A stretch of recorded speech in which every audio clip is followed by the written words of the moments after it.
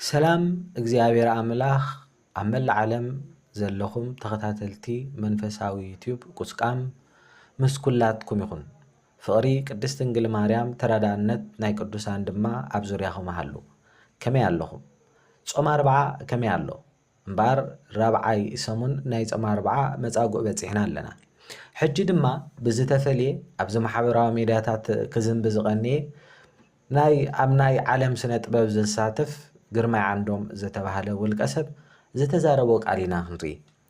እቲ ዝተዛረቦ ቃል ድማ እግዚኣብሔር ንሰባት ካልሓለዋ ወይ ድማ ስለምንታይ ኣብ ሓንቲ ትዕመቕ ዝነበረት ህሞት ሓንቲ ንፅስ ሰበይትስ ዘይሓለዋ ዝብል ክንርኢ ኢና።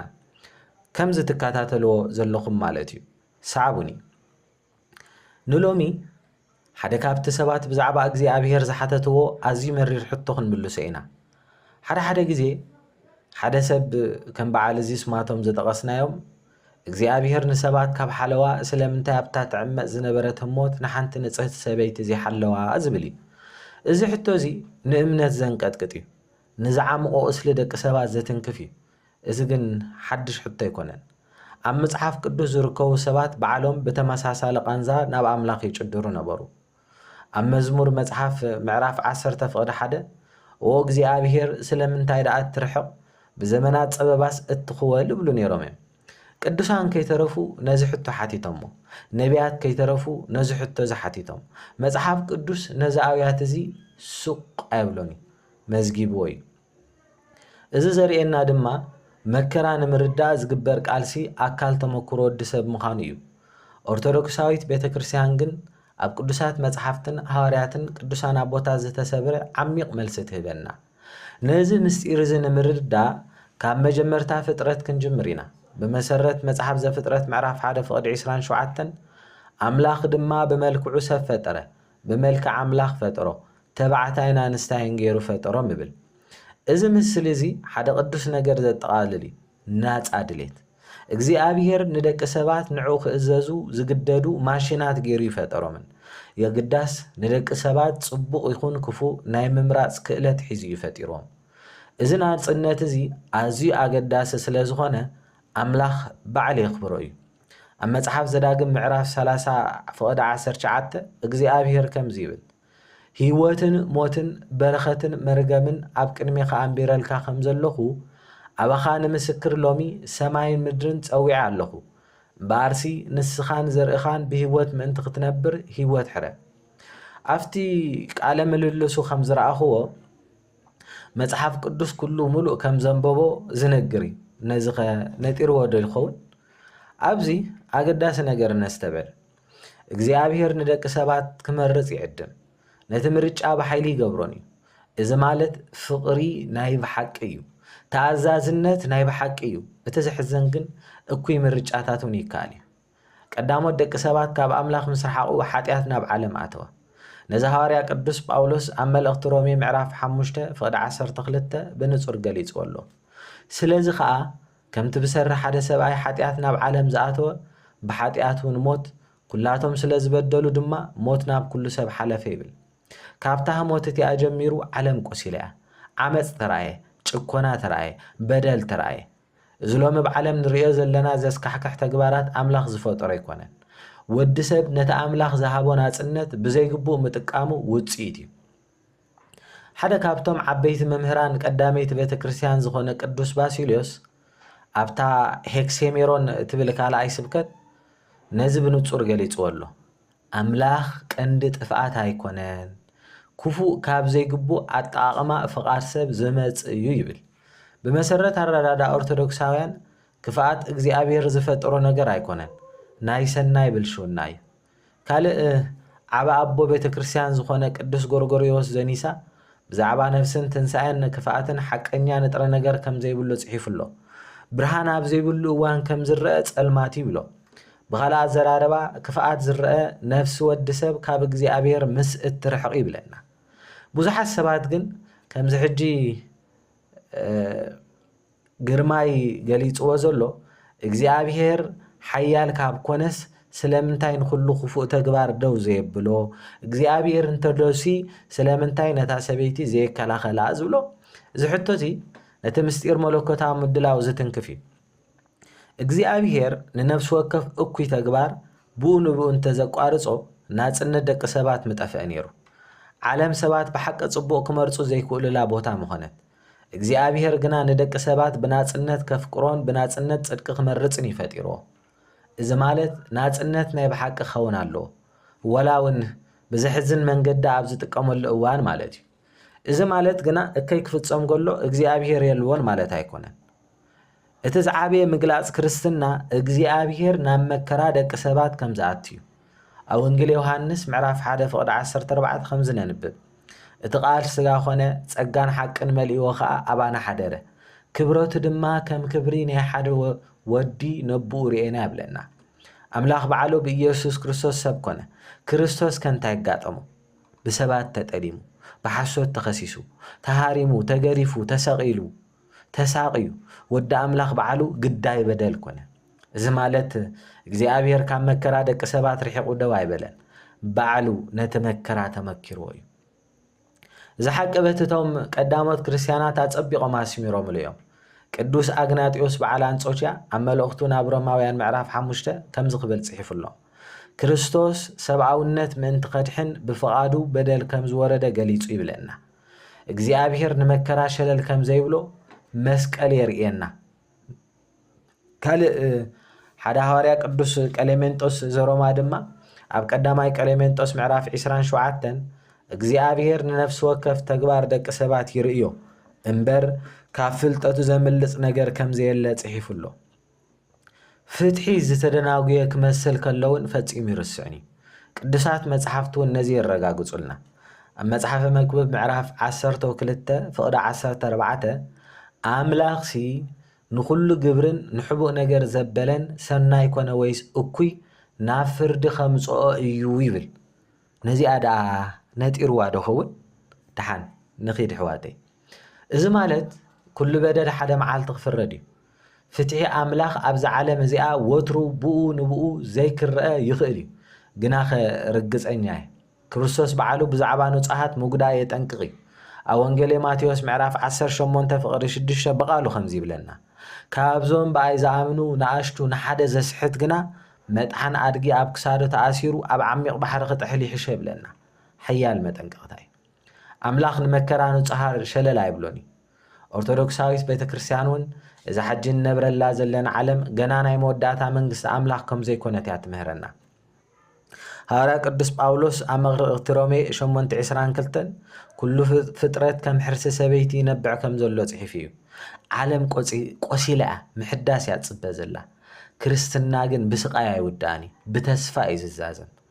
ኣብቲ ናይ መወዳእታ ራእይ መጽሓፍ ቅዱስ እውን ተስፋ ፍትሕን ፈውስን ኣምላኽ ንርኢ።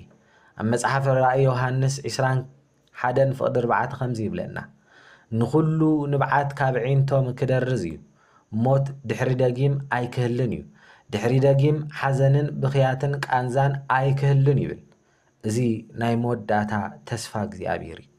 ክፍኣት ኣይዕወትን እዩ፣ ዓመፅ ኣይዕወትን እዩ፣ በደል ኣይዕወትን እዩ። ኣምላኽ ንፍጥረት ክመልሶ እዩ። ትውፊት ኦርቶዶክሳውያን ክርስቲያን ንመከራ ጥራይ ንምግላጽ ከም ዘይተጸውዐ ይዘኻኽረና። ኣንጻሩ ክንቃለስ ድማ ተጸዊዕና ኢና።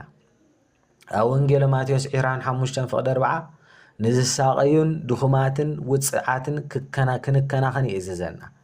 ቤተ ክርስቲያን እውን ንጹሓት ክትከላኸልን ንዝተቓልዑ ክትከላኸልን ኣለዋ። እዚ ኣካል መንባር ወንጌል እዩ። ኣብ መወዳእታ ሓደ ካብቶም ዓሚቕ መንፈሳውያን መምህራን ቤተ ክርስቲያን ዝኾነ ቅዱስ ይስሐቅ ሶርያዊ ኣብ ኣስኬቲካዊ ዝተባሃለ ስብከቱ ስብከት 51 ምሕረት እግዚኣብሔር ካብ ርድኢት ደቂ ሰባት ዝዓመቐ ምዃኑን ናይ መወዳእታ ዓላማ እግዚኣብሔር ምፍዋስ ፍጥረት ምዃኑን ይጽሒፉ። ስለዚ ሓደ ሰብ ክሓትት ከሎ እግዚኣብሔር ይከላኸለሉ እንተኮይኑ ስለምንታይ ነዚ ክፍኣት ዘይዓገቶ እንተዳኢልና ኦርቶዶክሳዊ መልሲ ቀሊል ኣይኮነን ግን ንጹር እዩ እግዚኣብሔር ክፉእ ኣይፈጠረን ክፍኣት ካብ ዘይግቡእ ኣጠቓቕማ ናጽነት ደቂ ሰባት ዝመጽ እዩ እግዚኣብሔር ናጽነት ይፈቅድ ምክንያቱ ብዘይ ናጽነት ፍቕሪ ክህሉ ስለ ዘይክእል ኣምላኽ ግን ንኹሉ በደል እውን ይርእዩ ምስቶም ግዳያት ይሰቐ ንኹሉ ክፉእ ተግባር ክፈርድ እዩ ከምኡውን ስቃይን ዓመፅን ዳግማይ ዘይህልወላ መንግስቲ ቃል ከኣቱ እቲ ወንጌል ንዓለም ዝህቦ ተስፋ ድማ ንሱ እዩ እስኪ ኣሕዋተየ ንሓውና ግርማይ ዓንዶም ከምዚ ኢልና ንጸልየሉ ኣይንኾንኖ ንጸልየሉ ዝሕዝነካ ነገር ተዝሓቶ ዝነበረ እውን ካብ ፍልጠት ነፃ ስለ ዝኾነ ክልቲኦም ሓድዮም ከምዚ ኢልና በሉ ንጸሊ ኦ ጎይታናን ኣምላኽናን መድሓይናን ኢየሱስ ክርስቶስ ወዲ ህያው ኣምላኽ ንስኻ ንምድሓን እምበር ክትፈርድ ከም ዘይኮንካ ናብ ዓለም ዝመጻእካ ንባርያኻ ግርማይ ዓንዶም ምሕረት ግበረሉ ጎይታ ንልቡ ብቅዱስ ብርሃንካ ክትመርሖ ንጽሊ ቅንዑን ጌጋን ንምፍላይ ጥበብ ሃቦ ካብ ሓጢኣት ንምርሓቕ ሓይሊ ከምኡውን ብትሑት መንፈስ ንሓቅኻ ክደሊ ትብዓት ኦ ጎይታ ኩላትና ድኹማትን ተጋደልትን ምዃንና ዘክር ንግርማይ ዓንዶም መሃሮ ብጸጋኻ ብሓይሊ ፍቕርኻ ብህያብ ትዕግስትኻ ከምኡውን ኣብ ልዕሊ ገዛ ርእሱን ንኻልኦት ናይ ቅሬታን ጽባቐን ሃቦ ትዕቢት ወይ ምረት ኣብ ነፍሱ ሱር ክሰድድ ኣይትፍቀደሉ ኣብ ውሽጢ ግና ዘርኢ ትሕትናን ርህራሄን ምስተውዓን ትኽእል ኣዒንቱ ናብ ትእዛዛትካ ክፈት ካብ ግዜ ናብ ግዜ ድማ ናብ ልኻብኻ ሰሓቦ ሰማያዊ ኣቦ ካብ ክፉእ ሓሳባት ክትከላኸለሉ ንልምነካ ካብ ሕርቃን ካብ ተስፋ ምቑራፅን ካብቲ ናብ ጉድለኣት ዘብፅሕ ፈተናታትን ብመንፈስ ቅዱስካ ምልኣዮ ጥፍኣት ዘይኮነስ ህይወት ዘምፅእ ቃላት ምእንቲ ክዛረብ ግብሩ ምሕረትካን ሓንቅኻን ከንፀባርቕ ኦ ጎይታ ንኹሎም ዝፈልጥዎ ትዕግስትን ፍቕርን ሃቦ ፈንፂምና ከይንኹንኖ ከይንፀርፎ ወይ ከይንንዕቆ ንፈውስን ድሕነትን ግና ወትሮ ንክንጽሊ ደግፈና ንነፍሱ ካብ ምልብማን ልብና ንጹህ ይኹን ኦ ኣምላኽ መዓሞቕ ኩሉ ልቢ ከም ትርኢ ፈሊጥካ ንኹሎም ደቅኻ ድማ ናብ ንስሓን ሰላምን ከተብፅሖም ሓረር ንብል ብጸሎት ቅዱስ ቴዎጦቆስ ኣቢሉ ካብ ኩሎም ኣብ ዘመና ዝሕጉስኻ ቅዱሳን ድማ እግዚኣብሔር መሓሮ ናይ ዘለዓለማዊ ህይወት መርሓዮ መሓሪእኻ እሞ መሓሮ ብክርስቶስ ፍቁራት ኣሕዋተይ ሎሚ ብዛዕባ ሓደ ቀሊል ግናኸ ዓሚቕ ትምህርቲ ኢና ነስተንትን ዘለና ንሰባት በቃሎም ኣይትፍረድዎም እንታይ ደኣ ጸሊ ኢሎም ንኣምላኽ ይቕረ ክብለብሎም ለብኑ ልቦም ከዓ ክኸፍተሎም ሓውና ግርማይ ዓንዶም ኣብ ዝቐረዋን እዚ ዝኣመነሉ ነገር ኣካፊኑልና ኣሎ ንሱ ጥራይ ኣይኮነን ብዙሓት እውን ኣለዉ ከምኡ ቃላት ጥራይ ምልኣት ነፍሲ ሰብ ከም ዘይገልጽ ኣዘኻኺሩና ብሕርቃን ብብስጭት ወይ ብድኻም ዝተዛረበ ቃል ሰሚዕካ ብኡንኡ ክትፈርድ ቀሊል እዩ ምንዝናይ ዝግን ቅዱሳን ጽሑፋት ኣብ ልዕሊ ካልኦት ፍርዲ ከይንህብ ብተደጋጋሚ የጠንቅቐና በዓሉ እውን ክርስቶስ ኣብ ወንጌል ማቴዎስ ምዕራፍ 7 ካብ ፍቕዲ 1 ክሳብ 2 ከምዚ ይብለና ብዝፈረድኩምሉ ፍርዲ ክፍረደኩም ብዝሰፈርኩምሉ መስፈር እውን ክስፈረልኩም እዩ እሞ ከይፍረደኩምሲ ኣይትፍረዱ ይብለና እዚ ንኩላህና ስምዕታን መጠንቀቕታን እዩ ንሓደ ሰብ ብዘረባኡ ተሪብ ምፍራድ ማለት ነፍሲ ወከፍ ልቢ ወዲ ሰብ ዝስከሞ ቃልስን ጾርን ድኽመትን ምርሳዕ እዩ ሙሉእ ታሪኽ ኣይንሪኦን ኢና እንታይ ዓይነት ፈተናታት ፍርሒ ወይ ሓዘን ንዘርኦም ከም ዝቆርጾ ኣይንፈለጥን ኢና ትውፊት ኦርቶዶክስ ተዋህዶ ንነፍሲ ወከፍ ነፍሲ ብጸሎትን ምሕረትን ክንቀርባ ምሕረና ሓደ ታሪክ ከዘክረኩም እዩ ኣብቲ ቀደም ዝነበረሉ መላእኽቲ ብዝተኣከብሉ መን እዩ ፈጣሪና መን ይኸናብ ዝቦታ ኣምፂና መን ሰራሒና ኢሎም መላእኽቲ ኣብ ዝተኣከብሉ እቲ ካብ ኩሎም ስልጣን ዝነበሮ ሳጥናኤል ለሓርግን ዝተደርበየ ሰይጣን ከምዚ ክብል እዩ ፈጢርዎ ተዛረቦም ኣነ ፈጣሪኹም ኣነ ሰራሒኹም ኣነ ገባሪኹም ብጀካይ ካልእ ፈጣርን ሰራሕን የበልኩምን ኢልዎም እዚ ዘረባውን ካበይ ምንጭ ምዃኑ ነስተውዕል ኣሕዋቴ ትውፊት ኦርቶዶክስ ተዋህዶ ንነፍሲ ወከፍ ነፍሲ ብጸሎትን ምሕረትን ክንቀርባ ምህረና ቅዱሳን ቃላት ሓላፊ ክኸውን ከም ዝኽእል ልቢ ግን ዘለዓለማዊ ምዃኑ የዘኻኽረና ቅዱስ ይስሐቅ ሰራዊ ከምዚ ኢሉ ይምህረና ቃላት ከም ንፋስ እዮም ልቢ ግና ኣብ መሬት ኣምላኽ ሱር ዝሰደደት ገረብያ እሞ በቲ ዝበሮ ኣይትፍረድዎ ይዘ ሓደ ሰብ ተሪር ቃል ክዛረብ ከሎ ክዳናገር እንከሎ ወይ ክባሳጮ እንከሎ መልስና ውግዘት ፀርፊ ነቐፌታ ሕማቅ ቃላት ዘይኮነስ ጸሎት እዩ ኣምላኽ ልቦም ክኸፍተሎም ንጸሊ ብርሃን ክርስቶስ ኣብ ነፍሶም ኣትዩ ብሓቅን ፍቕርን ክመርሖም ንጸሊ ሐዋርያውን ኣቦታት እውን ብዛዕባ ኣማላድነትን ትሕትናን ይምህሩና እዮም ቅዱስ ቀሌሜንጦስ ዘሮም ኩላትና ንድኹማት ኩላትና ተጋደልቲ ምሕረት ኣምላኽ ከም ዘድልየና የዘኻኽረና ንኻልእ ብጸሎት ልብና መልዓል ማለት ንፍቕሪ ክርስቶስ ብምምሳል ንኹሉ ወዲ ሰብ ዝልምን እዩ ጎይታ በዓሉ ናይ መወዳእታ ኣብነት ኣርኢና እዩ ኣብ መስቀል ስለ ሰቐልቱ ጸለየ ኦ ኣቦይ ዝገብርዎ ዘለዎ ኣይፈልጦን እሞ ይቕረ በለሎም በለ እዚ ድማ ንነፍሲ ወከፍ ኦርቶዶክሳዊ ክርስቲያን ሞዴል እዩ ፍቕሪ ክንብል ይቕረ ክንብል ክንጽሊ ወላ ክንጉዳእ ከለና ክነፍቅር ኣብ ክንዲ ፍርዲ ምሕረት ኣምላኽ ንኻልኦት ንምጽላይ ዝግበአና ኣሕዋት ንዘክር ናይ ሰብ ዘረባ ጉድለት ክህልዎ ክእል እዩ ነፍሲ ግን ክብርቲ እያ ግዴታና ምኹድናን ዘይኮነስ ምጽላይ እዩ ግዴታና ምፍራር ዘይኮነስ እግዚኣብሔር ንኹሉ ልቢ ንሓቅነቱ ክኸፍቶ ምጽላይ እዩ ትዕግስቲ ነማዕብል ጸሎት ነማዕብል ኣብ ነፍሲ ወከፍ ወዲ ሰብ ዋላ ቃላቶም ከነንጸባርቕ ምዘይክእል ምስሊ ኣምላኽ ንርአ ኣብ መዓልታዊ ህይወትና ተሪር ቃላት ነቐፌታ ወይ ቁጣዕ ክንሰምዕ ከለና ብመሪር መልሲ ኣይንሃብ ብጸሎት ከም ዝንበል ጎይታ ይቕረ በለሉ ልቡ ክፈት ጥበብን ትሕትናን ፍቕርን ሃቦ እዚ ትምህርቲ ኦርቶዶክሳዊ ተዋህዶ እምነትና እዩ እዚ መንገዲ ምሕረት መንገዲ ሰላም መንገዲ ሓቀኛ ቅድስና እዩ ፍርዲ ናይ እግዚኣብሔር ጥራይ ምዃኑ ምሕረት ድማ ናይቶም ንክርስቶስ ዝስዕቡ ምዃና ኩሉ ግዜ ንዘክር ኣብ ልብና ድማ ጸሎት ከም ሩባ ይውሕስ ምረት ሓጺብና ዘርኢ ርህራሄን ምስትውዓልን ፍቕርን ትተክል ጎይታ ንኹላትና ብድሕሪት ቃላት ዘሎ ልቢ ክንርኢ ከምቲ ይቕረ ዝብለና ይቕረ ክንብል ምእንቲ ኩሎም ኣሕዋትናን ኣሓትናን ብቐጻሊ ክንጽሊ ጸጋ ይሃበና እግዚአብሔር ኣምላኽ ናይ ኩላትና ልቢ ይኽፈተልና ስብሃት ለእግዚአብሔር ወለወላዲቱ ድንግል ወለመስቀሉ ክቡር አሜን ማርያም